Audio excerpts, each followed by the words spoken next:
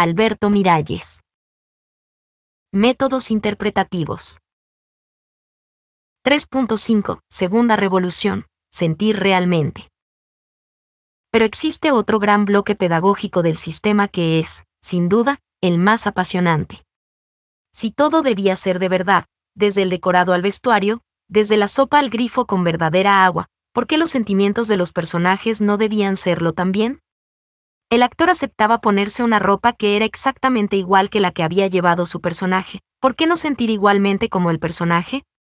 Hablamos de sentir de verdad odio o amor, alegría o tristeza, hasta el punto de alterar nuestra alma como sin duda se alteraba la del personaje. Stanislavski llevó el realismo al alma de los actores. Sin embargo, es más fácil ponerse un traje que sentir como propios los sentimientos de un personaje. Aquí radicaba la dificultad y Stanislavski investigó el mundo interior del actor, en busca de una técnica que fuese a sus raíces, una técnica que fuese estímulo consciente de lo que en el actor es imborrable, su propia naturaleza, su propio carácter, sus propios recuerdos, contenidos psíquicos diferentes a los del personaje, pero que vienen a ser el único camino para acercarse e identificarse con él.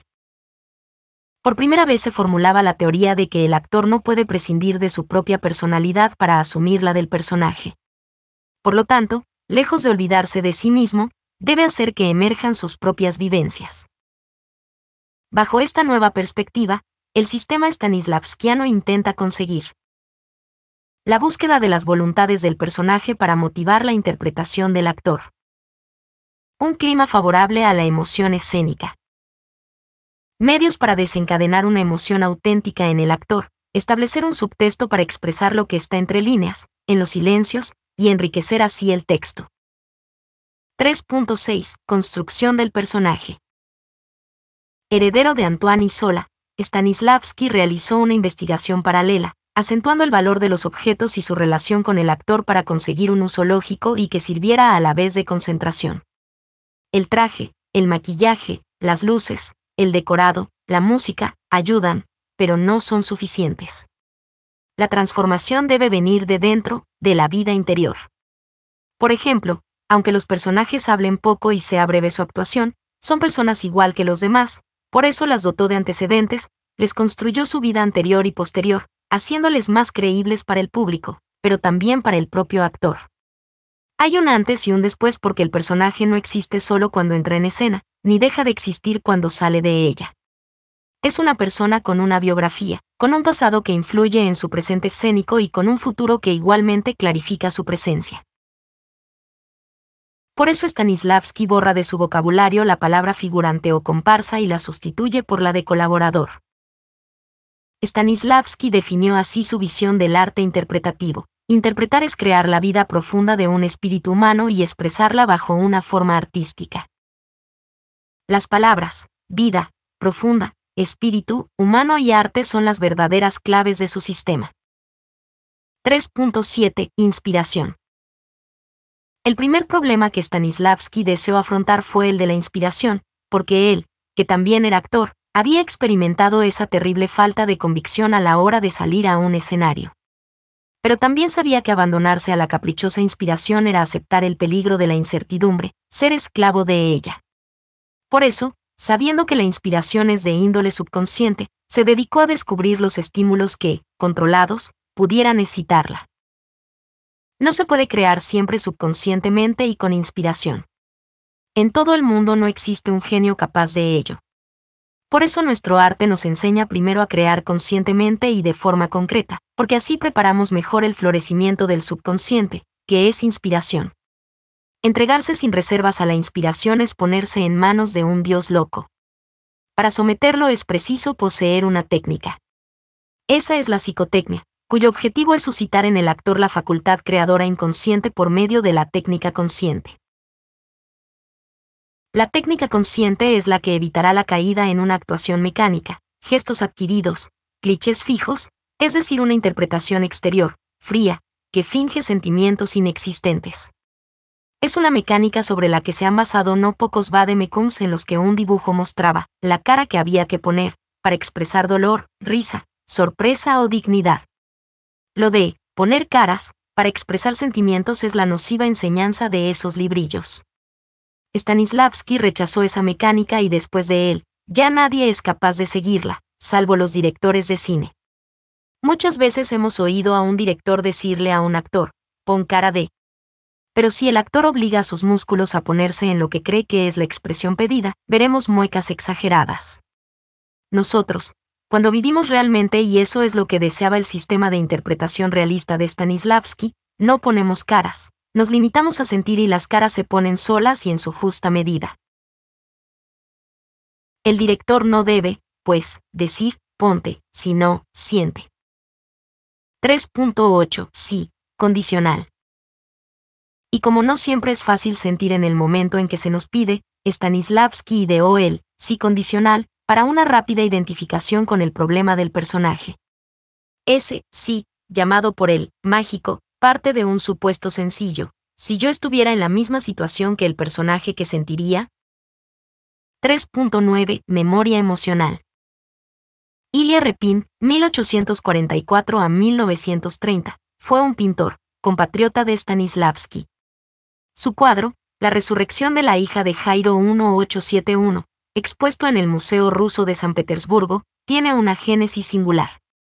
Al pintor se le impuso el tema y él, que lo detestaba, no sabía ni cómo empezarlo. Faltando pocos días para que finalizase el plazo, Repin se acordó de la muerte de su hermana y revivió emotivamente los sentimientos que entonces tuvo. De la misma manera acudieron a su memoria los recuerdos sensoriales, desde la escasa luz, al olor peculiar de una habitación en la que ha muerto alguien. Cuando se puso a pintar, es posible que pintara a los personajes exigidos, pero en ellos puso todas sus vivencias personales. Stanislavski buscaba exactamente ese mismo proceso. Su escuela era la de revivir, no la de representar, y para desencadenar el subconsciente utilizó la memoria emocional, el recuerdo de una aventura personal análoga del actor que le ayude a experimentar la emoción exigida. Por supuesto, no se trata de rechazar a un actor si no ha tenido la misma experiencia que el personaje, o de lo contrario los actores deberían haber matado a su padre para interpretar a Edipo. Stanislavski cree que todas las pasiones anidan en nuestro espíritu. Afortunadamente, en muchos casos, las reprimimos. Todos hemos dicho alguna vez, llenos de furor, te mataría. Se trata de recordar para revivir lo que en ese momento se sintió e intensificarlo hasta lo exigido por el personaje. Stanislavski recurre así a un engaño para producir una verdad interior, emoción sincera, pero todo ello ayudado por lo exterior: vestuario, maquillaje, atmósfera sonora, lumínica y movimientos y acciones como los del personaje. En todo esto se ha visto un proceso psicofísico, pero también físico-psíquico. En definitiva, el proceso es paralelo, aunque Stanislavski dé más importancia al primero. 3.10. Subtexto. Otra de sus formulaciones fue la del subtexto. El subtexto es un instrumento psicológico que informa acerca de la interioridad del personaje, agudizando una división significativa entre lo que dice el texto y lo que se muestra en escena. El subtexto es la marca psicoanalítica que imprime el actor a su personaje en el curso de una actuación. Si pronunciamos una frase, y al decirla pensamos en otra, relacionada con el texto, este se amplía, define y enriquece. Hace buen tiempo. La frase es explícita. Si ponemos cara de que hace buen tiempo, estaremos siendo redundantes. Por el contrario, si pensamos, la vida es hermosa pese a los problemas, o te amo, o se piensa en un hijo, el texto cobra dimensión mayor. Y su logro más fecundo será que, cambiando el subtexto, el texto nunca cansará al actor. En todo esto hay riqueza, pero también ambigüedad, y por eso ocurre que un mismo personaje sea completamente diferente interpretado por actores distintos, porque los subtextos no coinciden. Es el peligro de, como se dice en la profesión, hacerse uno mismo la película. Aunque en esa diferencia reside, precisamente, la riqueza interpretativa. Victoria Abril explicó muy lúcidamente, a propósito de Tiempo de Silencio 1986, de Vicente Aranda, que su película no coincidió con la que estaban haciendo otros compañeros. Para ella, el rodaje había ido bien, pero estaba desesperada porque el director le había dicho que la historia de amor de la película solo la había vivido ella, que a Imanol no le había afectado en absoluto. De lo cual, la actriz sacó la conclusión de que había hecho una película distinta de la que vería el público. 3.11. Concentración. Stanislavski vio la necesidad de que el actor, antes de abordar la identificación psíquica con el personaje, esté relajado ante el agujero negro de la sala, viéndose observado, estará en una tensión que le impedirá ser creativo. Relajado el actor, se olvidará del público y permanecerá en una soledad pública, concentrado interiormente. En definitiva, Stanislavski estaba investigando la cuarta pared de Antoine. El actor debe olvidar que hay un público en la sala, porque si él es un personaje, ese personaje no está actuando ante nadie, sino en una oficina, un bosque, o cualquier otro lugar donde se desarrolle la acción. 3.12. Críticas al sistema. El gran problema del sistema stanislavskiano fue el rechazo visceral que produjo entre muchos profesionales y por motivos diferentes. Entre sus primeros detractores estaban sus propios alumnos. Entre ellos, Ebreinov, 1879 a 1953, defensor de un panteatralismo que pretendía la teatralización de la vida, algo diametralmente opuesto a la realidad buscada por los naturalistas. Bastangov, 1883 a 1922, que crearía su propio estilo, mezcla de ballet y una improvisación cercana a la italiana comedia del arte. Y Meyerhold, 1874 a 1942, que investigaba un estilo más vanguardista, en el que tuvo gran influencia la pintura abstracta.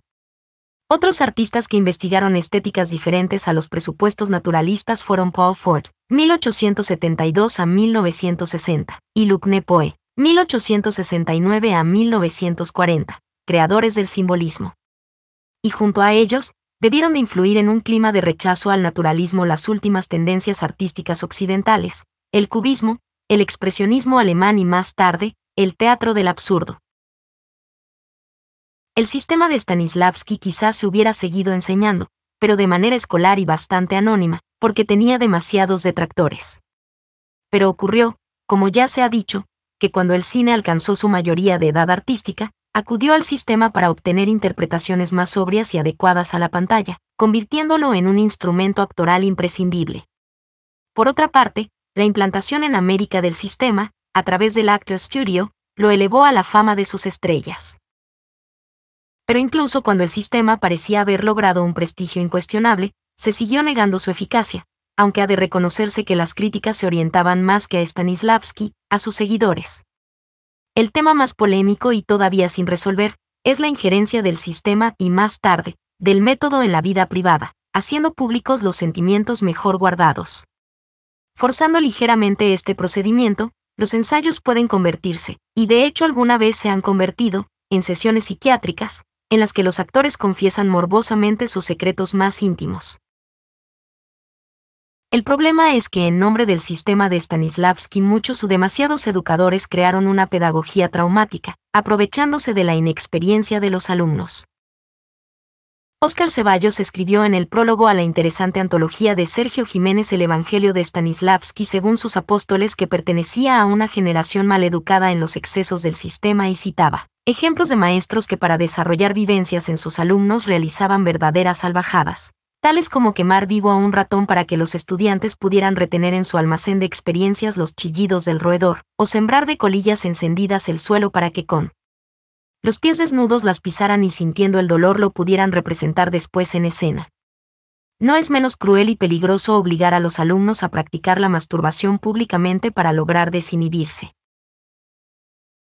Stanislavski, concluye Ceballos, no fue un médium o un psicoanalista. Fuimos nosotros los iluminados y nuestro arte fue jugar con lo imprevisto, dominar el azar, improvisar, aprovechando la mansedumbre del actor.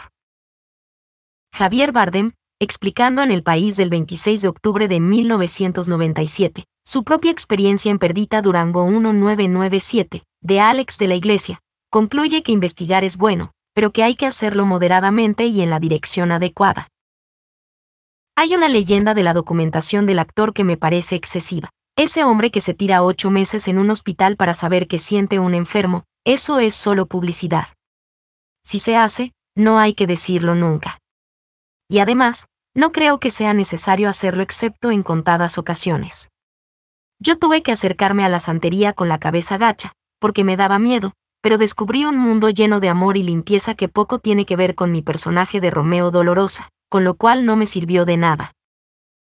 Otra teoría, aunque menos formulada, que rechaza el sistema, es la que lo acusa de reaccionario. Cuando digo reaccionario pienso solo en una actitud totalitaria que rechaza otras posibilidades de expresión en defensa absoluta de la propia. Pienso en el rechazo de la vanguardia y por lo tanto en la defensa de lo establecido y pienso, finalmente, para calificar de reaccionario al sistema, en que es una enseñanza realista que cumple ahora más de 100 años y se sigue enseñando igual que a finales del XIX, incluso con las mismas obras para los ejercicios. Este anquilosamiento del sistema es posible que no se deba a Stanislavski, sino a sus apóstoles que tomaron sus enseñanzas como una Biblia inmutable, despreciando la dialéctica que se establece entre arte y vida.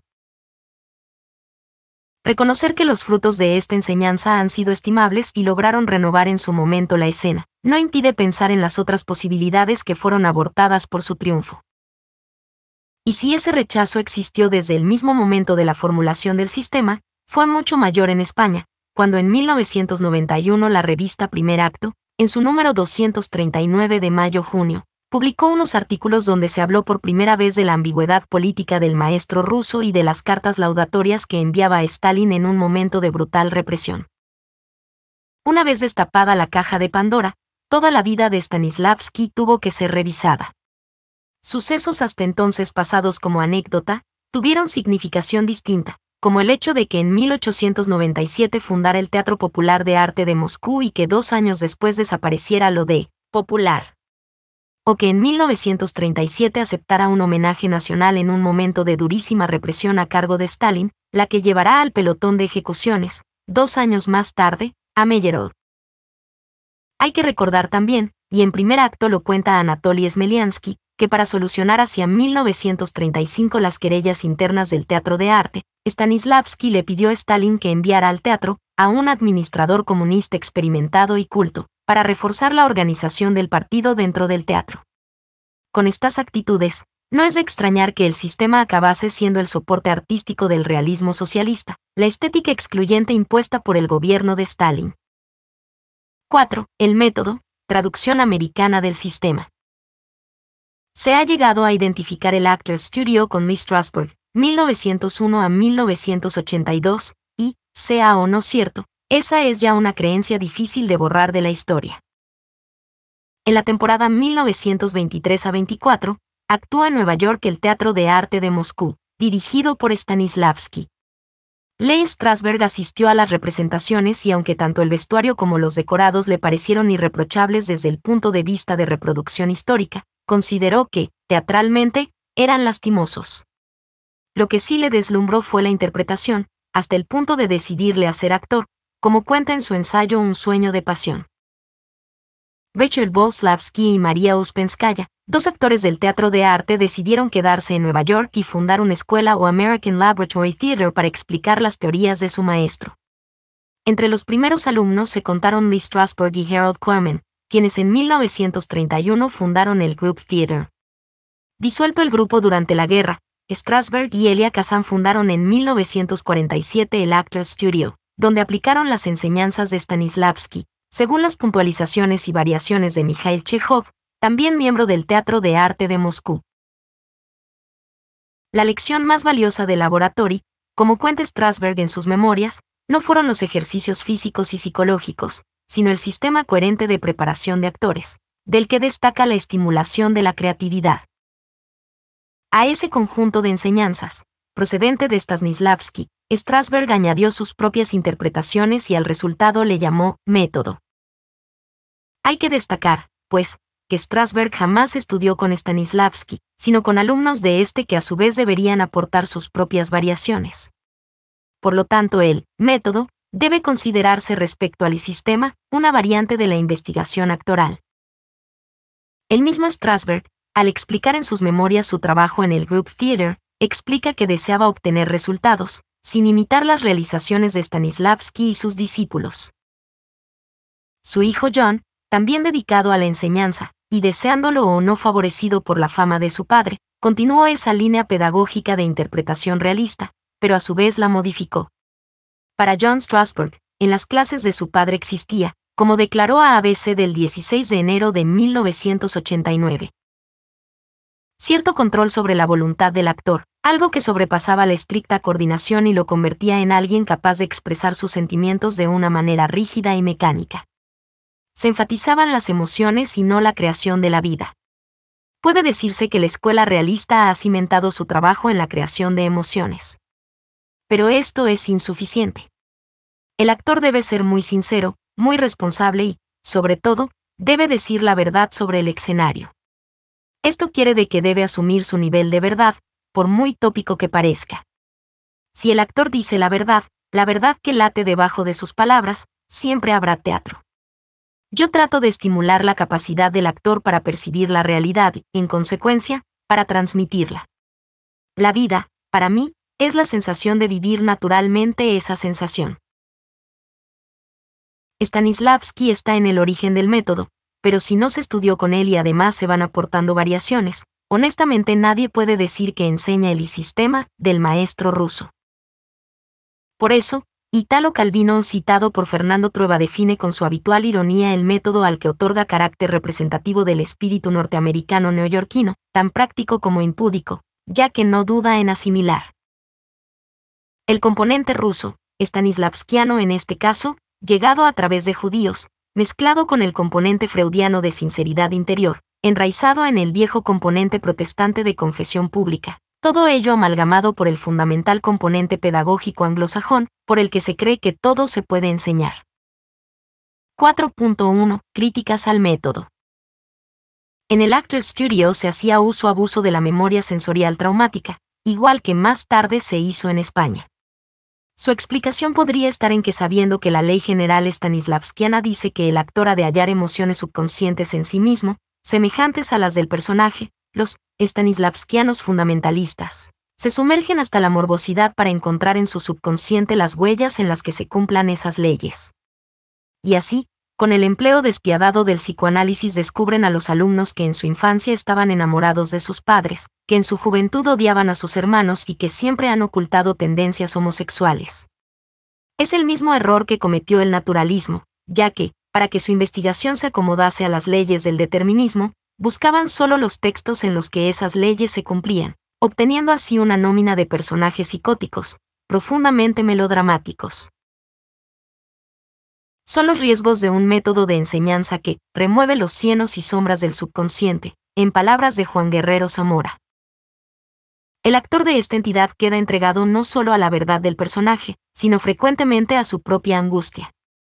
El método, por sus aplicaciones psicoanalíticas, no provoca solo nexos de unión e identificación entre el intérprete y la criatura escénica, sino que en aquel suscita estados neuróticos de los que son ejemplos las inadaptaciones de Marlon Brando o el carácter descentrado de James Dean o Montgomery Clift, todos ellos alumnos del Actors Studio. Esa dramaturgia atormentada es la que explica la frase de Trueba: después de una interpretación de Al Pacino, tardo varios días en recuperarme, agotado por tanta intensidad innecesaria. La más demoledora crítica al método la ha escrito Laurence Olivier en sus memorias, cuando recuerda el rodaje con Marilyn Monroe en El Príncipe y la corista 1957, dirigida por él mismo. El primer día, por la mañana, sentí que se me encogía el corazón, de lo que ya empezaba a estar muy harto. Nos habíamos pasado todo el tiempo tratando de inyectar un poco de alegría a la escena de nuestro primer encuentro. Nunca soñé en inventar tal cantidad de expresiones, ejemplos, ilustraciones o imágenes para animar una escena, y darle la gracia, la chispa que necesitaba al comienzo de una película de la que se esperaba tanto. Marilyn hizo su inevitable aproximación a Paula, la mujer de Strasberg, que le aconsejó: querida, piensa en la Coca-Cola y en Frankie Sinatra. Supongo que eso habría sido lo que recomendara el Actors Studio. Mastroianni, ya en la cima incontestable de su gloria, escribió un extraño libro de reflexiones titulado Sí, ya me acuerdo, en el que no tuvo inconveniente en calificar de cuento que los actores estudien el papel meses y meses para meterse en el personaje e impregnarse de él hasta el punto de no saber distinguir entre ellos y su creación. Por eso, no dudaba en criticar el ejemplo de De Niro a propósito de su caracterización en Toro Salvaje 1980, de Martin Scorsese, sin importarle que por esa interpretación el actor americano hubiera obtenido un Oscar. Esa historia de vivir el personaje a fondo se ha convertido en un chanchullo y con ella gana un montón de dinero. Y para confirmar sus palabras, recordaba a Gassman interpretando a Hamlet, pues cuando tenía al público en un puño por su impresionante actuación, era capaz de meterse entre bastidores y gritar al iluminador: tú, esos focos, ¿no ves que son un asco? Historias como esta pueden hallarse tantas como se desee. Anna Lizarán afirmaba: si me emociono es porque quiero, porque me da gustirrín, no porque me absorba o domine el papel. 13. Si un alumno cree que puede afrontar personajes de esta manera, debe antes preguntarse si ya posee la experiencia y maestría que a estos actores les permite seguir su inspiración, olvidándose de otras consideraciones. 4.2. Limitaciones del método. El rechazo al método se orienta también hacia otros aspectos, tales como su ineficacia en los textos clásicos y su represión de un trabajo imaginativo o anticonvencional, fuera del corsé realista. El Actors Studio produjo un tipo de actor que se negaba literalmente a perder su personalidad. Eran actores que adaptaban los papeles a su atractivo personal y con ese procedimiento desde el verso clásico, hasta el vestuario y el maquillaje, se convertían en un obstáculo. Se trataba de un tipo de actor que, habiendo conseguido éxito con un personaje, sacrificaba su creatividad, repitiéndolo una y otra vez por miedo a defraudar a su público. Era, en el fondo, temor a enfrentarse a un trabajo creador y perder la popularidad. Aunque a veces son los directores quienes fijan el tipo contratando a esos actores para que hagan lo mismo que ya les vieron hacer. Es el encasillamiento esterilizador. 37 años más tarde de la fundación del Actors Studio, Elia Kazan tuvo la valentía de declarar que el método nunca tuvo éxito a la hora de representar clásicos como Shakespeare o Molière, porque era útil para hacer determinados tipos de teatro, como el tiempo se encargó de demostrar. Y al preguntársele sobre los actores míticos que pasaron por el Actors y Dean, Cliff, Brando respondió que los tres tenían talento, el que menos quizá Dean, porque estaba dominado por el narcisismo. Kazan se sorprendía de esa autocomplacencia y citó el hecho de que Dean se comprase una cámara para fotografiarse a sí mismo en diversas posturas delante del espejo. El problema básico de James Dean, y concluía Kazan, era que solo sabía interpretar a James Dean. Robert Zemeckis, para realizar Quien mató a Roger Rabbit 1988, tuvo grandes dificultades en el apartado interpretativo porque no tenía sentido buscar a un actor del método, que tiene la necesidad imperiosa de un partner para trabajar sobre su realidad. Necesitaba a alguien que supiera moverse de una forma muy precisa, parándose puntualmente en un punto marcado y mirando en la dirección exacta donde debía de suponerse que estaba la actuación de un conejo. El actor John Malkovich, en su visita a España en 1991, confesó: no soy un actor adscrito al método Stanislavski. El otro día me hablaron de un actor que había hecho eso tan manido de mezclarse con la gente sobre la que trataba una obra que hacía. A mí eso me parece la mayor tontería imaginable, porque con ello se asume que interpretar no es un producto de tu imaginación, sino la copia de algo real.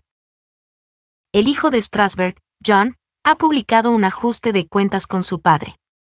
No se sabe muy bien si el libro, accidentalmente a propósito, es un ensayo o unas memorias. En cualquier caso, su lectura es apasionante, pero todo cuanto dice del método, y dice mucho, debe ser entendido como las reflexiones de un hijo que nunca se sintió amado, porque sus padres amaban más al teatro.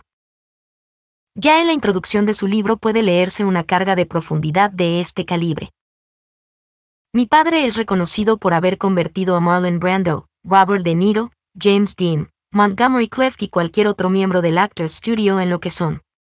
Esto sencillamente no es cierto. Marlon no estudió con mi padre, ni siquiera le gustaba.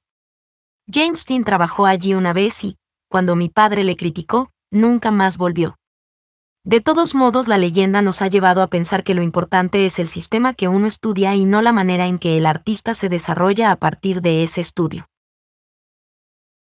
Lo que realmente movilizó al mundo del teatro y, más tarde, del cine en contra del método y el sistema, fue el sentido de su exclusividad. Solo ellos parecían ser los poseedores de la verdad.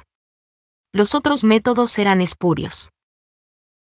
Esa animadversión por los actores del método la tuvo también Roman Polanski y ha quedado fijada en sus recuerdos, pues 30 años después del rodaje de La Semilla del Diablo 1968, todavía era capaz de hablar con irritación de John Cassavetes, con el cual tuvo un rodaje tormentoso y violento, como lo ha contado Mia Farrow en sus memorias. Cuando se le preguntó a Polanski qué tipo de actores le gustaban, viscerales, intelectuales o del método, respondió que, simplemente, los buenos. Polanski estaba muy orgulloso de haber rescatado a viejos actores de la gran época de Hollywood que ya apenas trabajaban, Melvyn Douglas, Ruth Gordon, Ralph Bellamy, con los que era mucho más fácil trabajar que con John Cassavetes, el cual, con tanto método y Tiento Actors Studio, solo tenía un método de actuar, de sentirse bien, que era estar siempre en zapatillas de deporte, y no siempre hay que estar en zapatillas de deporte, opinaba Polanski. A veces hay que actuar con zapatos de charol. Obviamente el director y Cassavetes se llevaron muy mal, incluso estuvieron a punto de dirimir los conflictos a puñetazos. El mesianismo de Stanislavski se vertió en su sistema y este contagió a sus seguidores, quienes se sintieron como sacerdotes guardianes de un mensaje salvífico expresado en palabras solo comprensibles para los que hubiesen pasado los ritos de iniciación. Esos apóstoles, más que usar los métodos, los presumían. Todas las profesiones parecen conspiraciones contra los profanos, porque poseen un jerga misteriosa que pocos pueden entender. Valle Inclán escribió un drama, Divinas Palabras, donde puso de relieve el poder del latín, precisamente porque al no entenderse, se rodea de misterio y grandeza. El abstruso lenguaje científico de los médicos ya era satirizado en las obras de Molière. Y con los métodos teatrales ha pasado lo mismo.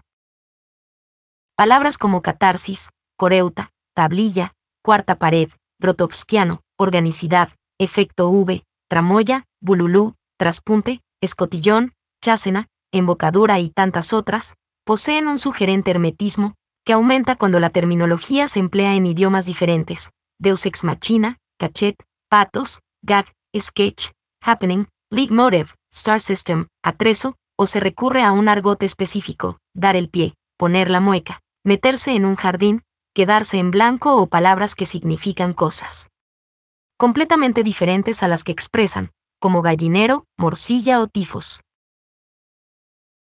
Y el lenguaje del cine, esencialmente anglosajón, no es menos críptico: script, dolly, set, stand by, traveling, flashback, casting, steadicam, record.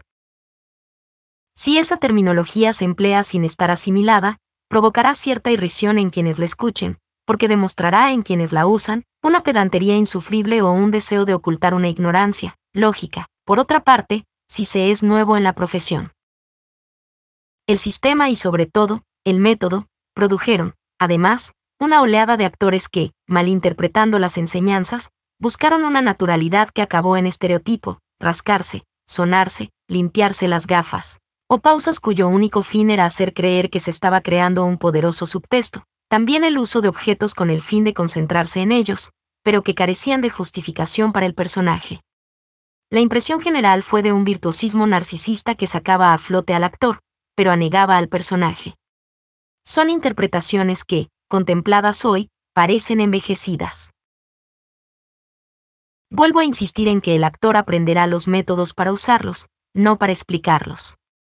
Lo que al director le importará es que su actuación sea convincente. El método empleado para conseguirlo es irrelevante. Él solo debe intervenir cuando la interpretación no le guste, y en ese caso, lo que importa es que sepa explicar las razones de una manera clara y precisa. 5. La vigencia de Stanislavski. Pero por mucho que se ha discutido el sistema stanislavskiano, la mayoría de sus propuestas son válidas y contribuyeron a perfeccionar el arte interpretativo. Hoy sus enseñanzas impregnan cualquier actuación, aunque el actor ignore que, poco o mucho, las está aplicando.